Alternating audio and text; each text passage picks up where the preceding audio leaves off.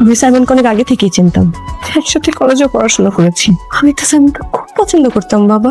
একদিন তো প্রপোজও করে ফেলেছি, কিন্তু ও আমাকে রিজেক্ট করেছিল। কারণ কি জানো? কারণ ওর নাকি কোন ভালোবাসার মানুষ আছে। এরপর থেকে ওর প্রতি আমার রাগ আর ইগো জন্মে, আর ওই ইগো থেকে আমি ওকে অনেক কষ্ট দিয়ে ফেলেছি বাবা। মা, সবার জীবনে একজন প্রিয় মানুষ থাকে যাকে কখনোই ভোলা যায় না। এটাকে দোষ দেওয়া যায় না। কেন, তোর জীবনে তো একজন প্রিয় মানুষ ছিল। তুই না বলতি তোর হারিয়ে যাওয়া বিল্টুকে তুই কখনো ভুলতে পারিসনি? মনে নেই সে কথা? তার মানে তোমার সাথে আর আমার কোনোদিন দেখা হবে না? জানি না, কিন্তু তোমাকে আমি কখনো ভুলতে পারবো। আর কান্নাকাটি করিস না, এখন শুয়ে পড়। আরে ম্যাডাম, আপনি? হ্যাঁ, আসলাম আর কি। আচ্ছা, তোমার মা এখন কেমন আছে? আলহামদুলিল্লাহ ম্যাডাম, ভালো। ম্যাডাম আসেন না, ভিতরে আসেন। আসেন আসেন আসেন, বসেন ম্যাডাম।